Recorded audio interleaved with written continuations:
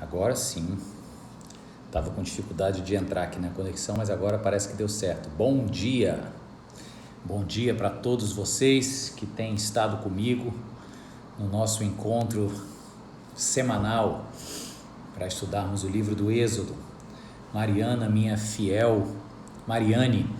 minha fiel participante aqui, Adriana também, super fiel, Lorena de Goiânia, Igor, diretamente da Taíba, muito bom, grande Ricardinho, seja bem-vindo, Tânia, isso, a Adriana e a mãe dela, bom dia para vocês, todo mundo entrando, muito bom, Laudeci, Marina, Roberta Fiuza, bom dia, Lani Pimentel, Sucesso Eventos Prêmio, bom dia para você também. O que é isso aqui? Netflix dia e noite, bom dia. Muito bom, gente, sejam todos bem-vindos, Angélica, Raul Barcelar, Rodrigo Souza, todos vocês bem-vindos. Vamos dar aquela tolerânciazinha enquanto eu tomo meu café, enquanto o pessoal vai entrando, para a gente ler. Se você já quiser abrir sua Bíblia ou acessar aí o seu dispositivo, Êxodo, eu ia dizer Gênesis, né? A gente passou tanto tempo lendo Gênesis. Êxodo capítulo 32, vai lá.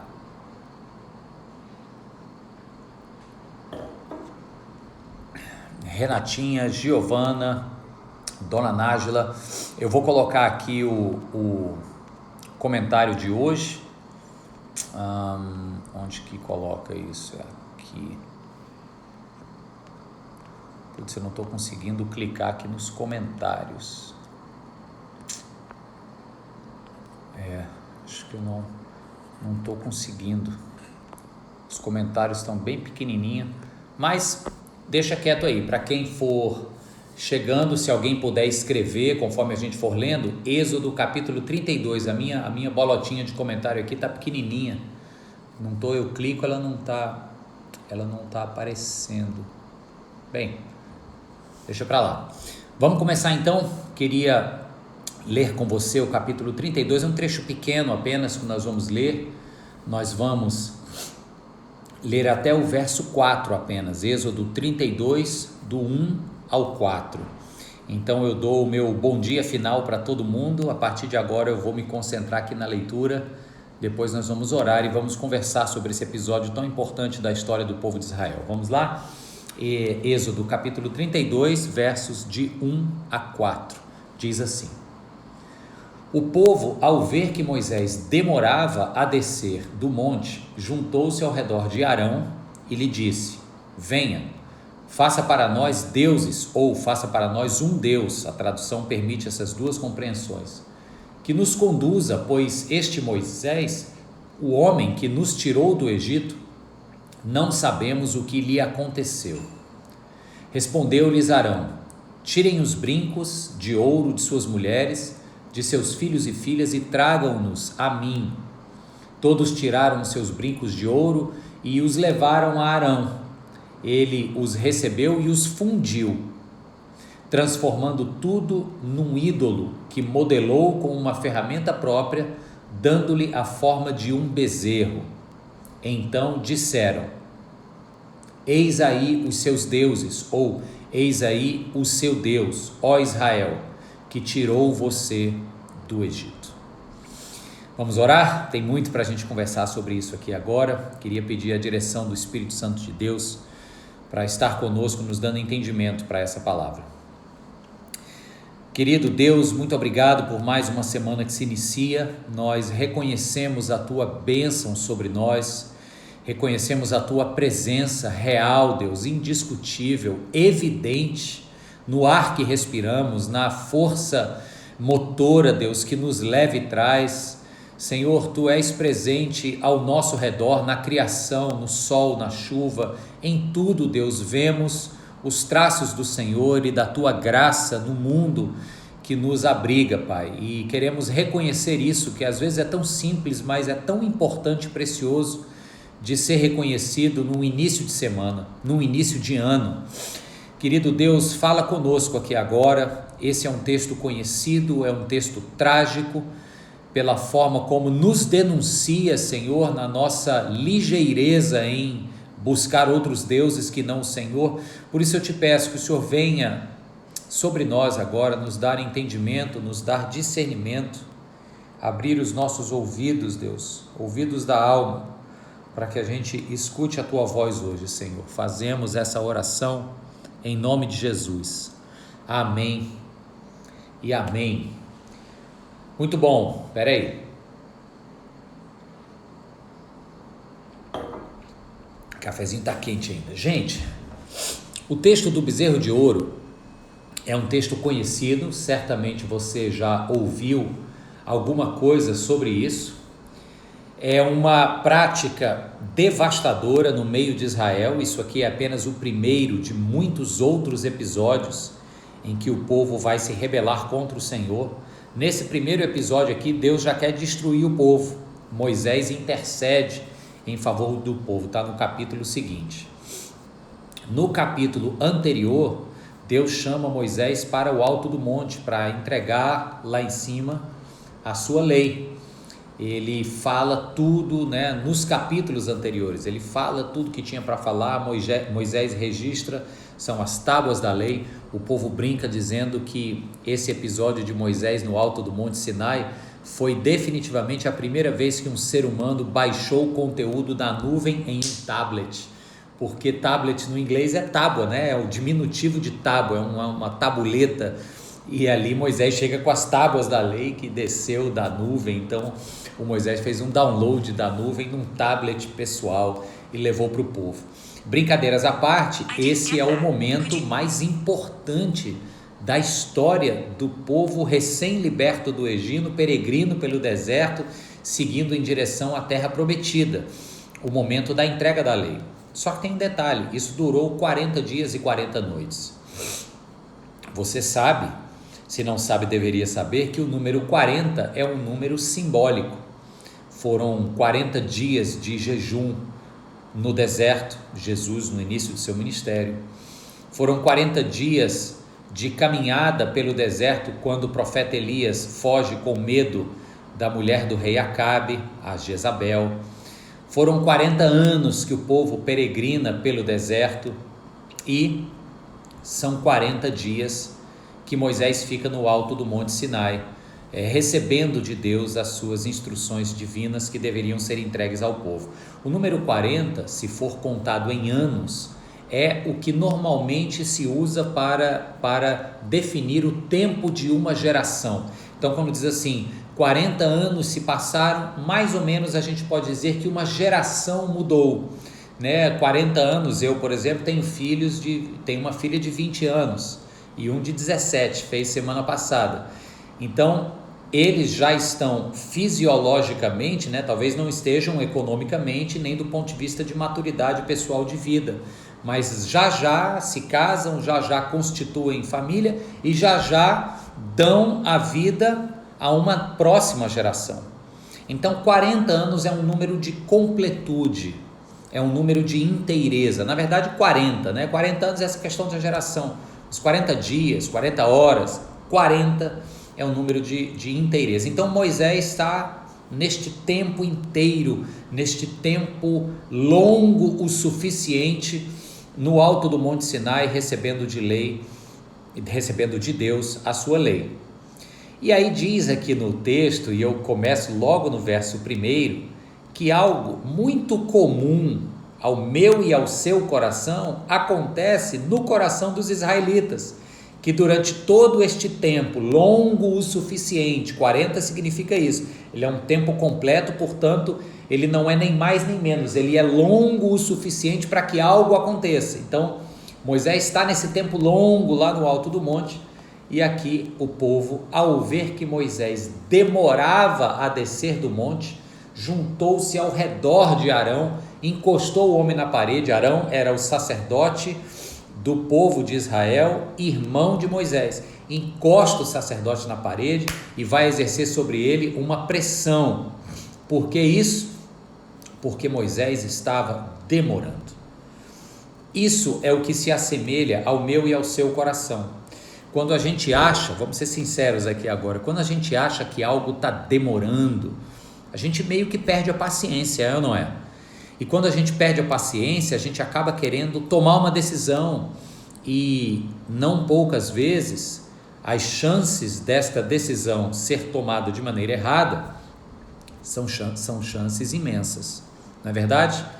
A gente, quando faz algo movido pela pressão, movido pela impaciência, repare que o Arão aqui é pressionado.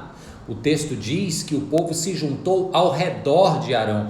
Não é que um chegou para conversar, não é que outro educadamente pediu uma audiência. O cara era o sacerdote de Israel. Nós estamos falando aqui de uma nação que povoava o deserto rumo a uma terra prometida por Deus. O povo se juntou ao redor de Arão. Então houve pressão, fruto de impaciência, fruto de uma leitura da realidade onde se julgou o tempo curto. O tempo está curto porque já demorou demais e a gente quer que a coisa aconteça agora. Então tudo que a gente faz na base da pressão tem chances imensas de darem errado. Todas as coisas. Então, em primeiro lugar, se você tem decisões a tomar, que você as tome com o coração em paz, não pressionado. Se está debaixo da pressão, se alguém chegar e dizer tem que decidir hoje, então não decida, espere para você tomar uma decisão sábia, porque olha o que aconteceu aqui com o povo que resolveu tomar a decisão rápido demais. Eles pressionam Arão no canto da parede e então dizem o seguinte: venha, faça para nós deuses que nos conduzam, ou Deus que nos conduza, pois esse Moisés que nos tirou do Egito, nós não sabemos o que lhes aconteceu.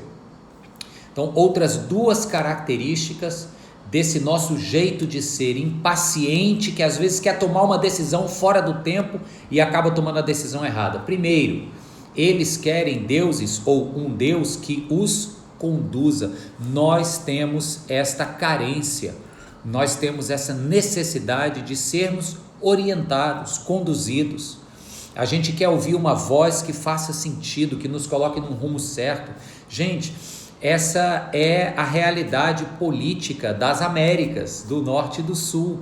A gente quer ouvir de líderes que estão no mais alto assento do executivo palavras de segurança que nos conduzam. Aí você vê tanto na América do Norte como no nosso Brasilzão, líderes que, por mais bem intencionados que estejam, eu até acredito, posso estar sendo inocente, mas acredito, são bem intencionados, mas independente da tua preferência político-partidária, vamos combinar o seguinte: não tem palavras de orientação clara e segura. Então as pessoas anseiam, seja no campo da política, como eu falei, de um líder de uma nação que dá um norte, seja no campo relacional, relacionamentos. Eu não sei se você sabe, maridão aí que me ouve, mas a sua esposa espera de você palavras que orientem a caminhada da casa. E muitas mulheres, quero dizer para você, esposa, o seu marido, e eu me incluo nesse time, porque minha mulher deve estar ouvindo aqui com a gente, o seu marido espera de você, mulher, palavras de sabedoria que também deem condução para o rumo da casa, para o rumo da família. Esse é um trabalho mútuo, a gente se soma, a gente se completa, não é um que decide tudo, mas na complementariedade nós buscamos essa orientação de Deus e dos nossos pares. Os seus filhos e filhas anseiam por palavras que o conduzam. Então volta aqui para o texto e veja só, o povo está impaciente, Moisés está demorando demais, e eles mostram por que estão pacientes. Eles dizem: porque nós precisamos ser conduzidos, a gente precisa de uma liderança que nos conduza. Então, se por um lado você e eu, a gente se assemelha a esse povo e admite que a gente precisa de condução da parte do Senhor, e o Senhor nos conduz ou propõe essa condução a partir da sua palavra, Ele nos chama para ler, para estudar, para meditar, para fazer isso que a gente está fazendo aqui agora, lendo a palavra. Se Ele nos chama a olhar nela e perceber nela esta condução, Ele ao mesmo tempo está nos dando a capacidade de sermos nós os condutores de outros, os que vão dar orientação, palavras de direcionamento, seja no campo mais simples, que é a educação, mais direto, né? Mais óbvio, não é simples, É óbvio que é na educação dos nossos filhos ou no rumo que o nosso lar toma ou vai tomar, nós somos capacitados por Deus para darmos essa orientação, ou às vezes de maneira despretensiosa, a gente leva uma palavra, dá um conselho para alguém no meio de uma conversa, e isso é instrumento de Deus para dar orientação a uma pessoa que de repente estava perdida na vida, ou você próprio, tá que nem o povo aqui, que nem eu, que nem todo mundo, precisando ser orientado por alguém. Então o ponto aqui para a gente pensar é o seguinte: precisar de orientação não é o problema, o problema é querer que qualquer coisa ou pessoa que não seja inspirado por Deus seja a minha voz de orientação, o meu guia de direcionamento. E é exatamente isso que o povo está pedindo aqui, porque eles estavam impacientes, eles estavam dispostos a abrir mão do Moisés, que eles achavam que tinham sumido pelo Monte Sinai, e pedindo que fosse feito uma outra divindade para os orientar. Olha que esquisito isso. Fazer um novo Deus, como se Deus pudesse ser feito, criado, forjado por mãos humanas. E eles dizem ainda nessa frase de pressão para o Arão, eles dizem: o Moisés está demorando, faz um Deus para nos conduzir, porque a gente está precisando de condução, porque este Moisés que nos tirou do Egito, aí eles dizem assim, no final do verso 1, nós não sabemos o que lhe aconteceu. É uma outra característica deste tempo em que a gente toma decisões potencialmente erradas, é a ignorância. Eles dizem assim, nós não sabemos o que houve, então na ignorância vamos tomar uma decisão de seguir qualquer rumo. É a pressa, a impaciência, o anseio e a necessidade por condução, isso é inato de cada um de nós, e a ignorância, impaciência, anseio por sermos conduzidos e a ignorância é o tripé de uma decisão desastrosa. E é exatamente isso que acontece aqui, porque no verso seguinte diz que o Arão, talvez pressionado, ou talvez até ele mesmo também sem esperança de que Moisés voltaria, lembrando, 40 dias e 40 noites é um tempo longo o suficiente. E aí diz que o Arão mandou tirar os brincos de ouro das mulheres, dos filhos e das filhas, eles obedeceram, levaram todo o ouro para Arão, Arão recebeu e os fundiu, derreteu, e transformou esta peça de ouro com uma ferramenta própria em um ídolo, modelado na figura de um bezerro. Eu já falei isso aqui outras vezes, só para chamar a sua atenção e aguçar a sua curiosidade. Por que não modelado na figura de um sol? Por que não modelado na figura de uma serpente? Ou por que não, talvez, o Arão era irmão de Moisés, modelado ao rosto de Moisés, ou modelado no formato da vara, do cajado poderoso com o qual Moisés abriu o Mar Vermelho, mas modelado à imagem de um bezerro.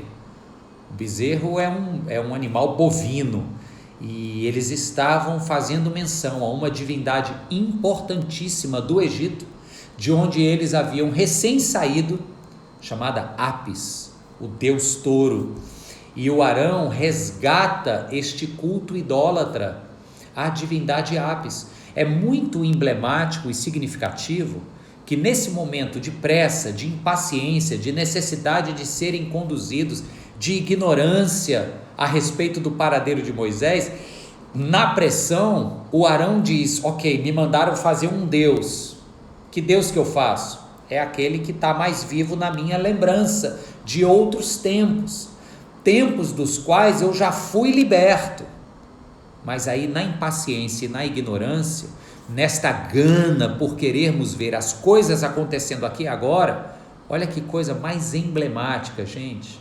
O homem volta lá nos tempos da escravidão para fazer o que fazia antes, para se render de joelhos diante dos ídolos que antes cativavam seu coração. Prometiam promessas vazias, mas prometiam.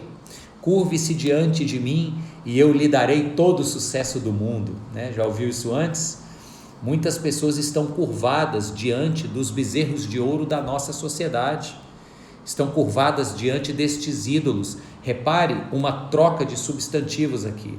O povo pede que Arão faça para eles um Deus, e diz no verso 4 que Arão faz um ídolo, que na verdade é a mesma coisa, porque se esta divindade não for o Senhor Deus Todo-Poderoso, Criador dos céus e da terra, não haverá outra divindade para ser, será tão somente um ídolo. Tudo aquilo que cresce ou que quer crescer a categoria do divino se transforma em um ídolo, porque divino só tem um, que é o Deus Criador dos céus e da terra, que se revelou em carne, chamado Jesus Cristo, e que habita na vida de todo cristão, na pessoa do seu Santo Espírito. Esse Deus triuno, Pai, Filho e Espírito, é o único divino que existe no mundo, no universo, no cosmos criado. Qualquer outra coisa que se arroga à categoria de divindade, na verdade é reduzido instantaneamente para um ídolo. E um ídolo é um senhor perverso. Por mais cara de bonzinho ou boazinha que esta imagem idolatrada possa ter. Na antiguidade, muitas imagens foram construídas, talhadas em madeira ou fundidas em ferro e ouro, e homens, ao longo de toda a história da humanidade, se curvaram diante dessas estátuas, dessas formas divinas, desses astros divinos, esperando que deles viessem a realização de seus anseios, boas colheitas para a sociedade agrícola ou a tão sonhada felicidade para a nossa sociedade ocidental, pós-moderna, individualista, que elegeu a categoria de Deus este mito chamado felicidade e realização individual. Sabe como é o nome disso? Bezerro de ouro. Então o Arão, pressionado, foi lá atrás, num contexto do qual ele já havia sido tirado, o povo já havia sido liberto, mas na pressa, querendo satisfazer um anseio por orientação e totalmente ignorante, o povo fez uma escolha errada, de abrir mão de Deus e voltar no passado para se curvar diante de outros deuses que outrora ele se curvava. Onde é que eu e você entramos nisso? Eu acho que já ficou claro, né?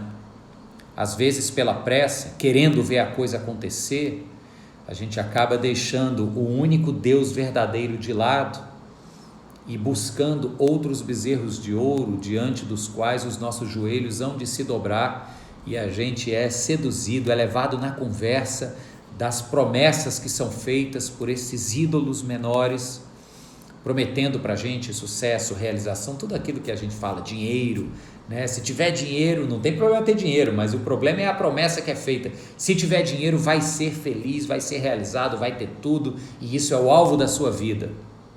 Promessa vazia, né? Quantas e quantas pessoas cheias de dinheiro têm tanto problema que você olha e diz o seguinte: eu não queria 10% dessa fortuna se viesse junto com esses problemas aí que eu vejo. Por quê? Não é só porque problemas é natural à condição humana, é porque quando o dinheiro vem para nós, é buscado por nós, como se busca uma divindade, como se anseia pelo cumprimento de uma promessa que me foi feita, e aí eu deposito todas as minhas expectativas neste ídolo, que eu estou falando do dinheiro, mas pode ser qualquer outra coisa, um relacionamento conjugal, os filhos, pais que olham e projetam sobre a vida de seus filhos as suas esperanças últimas de realização pessoal. Gente, que peso enorme estamos colocando sobre os ombros dos nossos filhos. Eles não são a garantia última da nossa realização pessoal como homens e como mulheres. Será muito bom se eles alcançarem grandes patamares e conquistarem muitas coisas. A gente vai ficar feliz e orgulhoso, claro, mas a minha realização última como homem, como mulher, vem do Pai que me ama, que me afirma como filho amado, vem de Deus. Então, o povo aqui precisava ser conduzido, o povo aqui estava ignorante quanto ao paradeiro de Moisés, o povo aqui estava impaciente. Eu quero te dizer que se você caminhar pela vida querendo que as coisas aconteçam ligeiro, no teu tempo e do teu jeito. Você que tem, igualmente a todo e qualquer ser humano, um anseio por ser conduzido em uma direção que faça sentido, que agregue propósito à sua caminhada. Mas que muitas vezes eu e você caminhamos nessa jornada ignorantes quanto aos fatos, quanto à palavra de Deus, a chance da gente tomar decisões erradas é imensa. Então eu chamo você a parar, a voltar, a ouvir a voz de Deus a partir da sua santa palavra, estudar, entrar para o plano de leitura bíblica. Aproveita que está no primeiro mês do ano, começa um plano de leitura bíblica, cria o hábito. Ah, pastor, mas eu não entendo muitas vezes que eu leio. Não tem problema, começa assim, começa sem entender. Eu garanto para você que tem uma hora que algo faz assim, ó, clique, dá um clique, e a compreensão começa a vir, e você toma gosto pela coisa, você pega uma Bíblia de estudo, aí você vai ler as notas de rodapé, aí entende coisas que você não estava entendendo, e às vezes de 10 leituras que você não entendeu nada, tem uma que entendeu, e essa uma que foi entendida fez diferença para o resto do teu ano. Então, pega na palavra, não fica só ouvindo pregação no YouTube, não fica só nutrindo vida de igreja, né? Crente cristão, igrejeiro. Pega na palavra e fala: Senhor, fala comigo a partir aqui da tua santa palavra. E assim eu creio que a gente vai ter a orientação que a gente busca, que a gente vai acalmar o nosso coração em dias tão apressados e atarefados que geram tanta impaciência na gente. E a gente vai deixar de ser ignorante, porque nós vamos passar a conhecer os propósitos do Senhor e a grandeza, a largura e a profundidade do seu amor por nós. Que os bezerros de ouro sejam postos de lado e que a gente olhe para o único Deus verdadeiro, porque o que não for Deus verdadeiro é ídolo. E olhando para o Deus verdadeiro, que a gente siga na nossa caminhada, mesmo que demore. O rei Jeroboão construiu 2 bezerros de ouro e levou Israel a pecar. O rei Saul, movido por impaciência, desobedeceu o Senhor e perdeu o trono de Israel. Isso para reforçar essa lição tão preciosa. Quando a gente roda na rotação da impaciência e não sabe esperar o tempo de Deus, a gente toma decisões erradas e colhe consequências amargas. Que você relaxe, espere o tempo de Deus, confie nele, faça a sua parte, se encha da palavra para não caminhar ignorante e contemple o agir de Deus em você e através de você, mundo afora. Amém? Feche os seus olhos aí agora, eu queria orar junto contigo mais uma vez. Santo e querido Deus, nós mais uma vez pedimos para que o Senhor desacelere os nossos passos. A gente precisa prestar mais atenção nas coisas, ouvir mais atentamente a tua voz, ainda que isso exija de nós mais tempo dedicado para aquilo que realmente importa. Nós oramos, Senhor, por discernimento para os nossos dias, oramos para que o Senhor nos dê percepção para todas as vezes em que os nossos joelhos estão dobrados ou querendo se dobrar diante de ídolos da nossa cultura, de bezerros de ouro que o nosso próprio coração forja. Que o Senhor nos dê atenção para isso, porque isso faz parte do passado, Senhor. Isso faz parte do Egito. Eram divindades ou são divindades que pertencem a um tempo ao qual não pertencemos mais, porque fomos libertos para conhecer uma vida nova ao teu lado. Portanto, Deus, nos ajuda a perceber isso. Nos dá satisfação em ti, prazer na tua presença. Nos ajuda, Senhor, a nos deliciarmos na leitura da tua palavra e que com isso nosso coração alcance sabedoria e que nós sejamos amadurecidos à semelhança de Jesus Cristo, nosso Senhor, nosso modelo, nosso Salvador. Oramos assim em nome de Jesus e já te agradecemos, dizendo amém. Amém. Que bom! Mais um estudo feito Muita gente veio entrando aqui, eu obviamente não tenho condição de acompanhar tudo isso, estou tentando dar uma olhada aqui. Nelly, minha amiga do Rio de Janeiro, o sotaque da Nelly é música aos meus ouvidos. Muito bom, Nelly. Carlinhos estava aqui ontem. Quem mais? Estou vendo muita gente aqui. Raimundinho Feitosa, Renatinha, Eduardo Figueiredo, seja bem-vindo, Dudu. A Igreja Presbiteriana Cenáculo, João Paulo, Deus abençoe sua vida, irmão.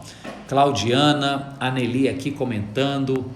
Eita, professor Batata, muita gente, eu não sei se vocês continuam aqui comigo. Suelen, Cíntia, minha mulher, estava ouvindo. A Gláucia também. E a dona Anitta sempre comentando aqui. Muito bom, Anitta. Pessoal, bom demais ver a Roberta Fiuza, ver o Marcelo Carvalho, legal, queridão, Marcelo e Claudinho, um beijo para vocês, Duda, Dona Nájila, a Alessandra Carioca, olha a Alessandra Carioca, eu não acho que lhe conheço, Alessandra, mas seja bem-vinda, Ana Cláudia também, Flavinha, acho que nós vamos fazer uma live juntas, né, Flavinha, se Deus quiser. Deus abençoe vocês, pessoal, é muita gente, eu não tenho condição de acompanhar tudo aqui. Claudinha Camarote, Maju, Martinha, Áurea Varela, eita, nós está todo mundo junto hoje, que maravilha. Deus abençoe a todos e todas. Pastor Miguel está aí, pessoal do presbitério hoje marcando presença. Silvia também, o Raimundinho já mandou um beijo aqui, já deve ter saído. Gustavo Feitosa, maravilha. Deixa eu ir para o final aqui. Conceição também mandando as saudações da Itália. Deus te abençoe e te proteja com saúde aí, Conceição. Deus abençoe a todos e todas e a gente se vê na segunda-feira que vem. Lembrando que esse estudo continua no IGTV e vai agora mesmo para o YouTube da Igreja IP Nova Jerusalém, está toda a série de Êxodo lá. Ok? A Iraídes está dando um oi para você também, Iraídes. Raimundinho ainda está presente, né, Raimundinho? Maravilha. Deus abençoe a todos vocês, que o Senhor lhes acompanhe, lhes dê uma semana de paz e de muita bênção. Um forte abraço e até segunda-feira que vem, se Deus assim permitir. Tchau, tchau. Onde que termina? Jesus, onde é que termina isso aqui, rapaz? Aqui.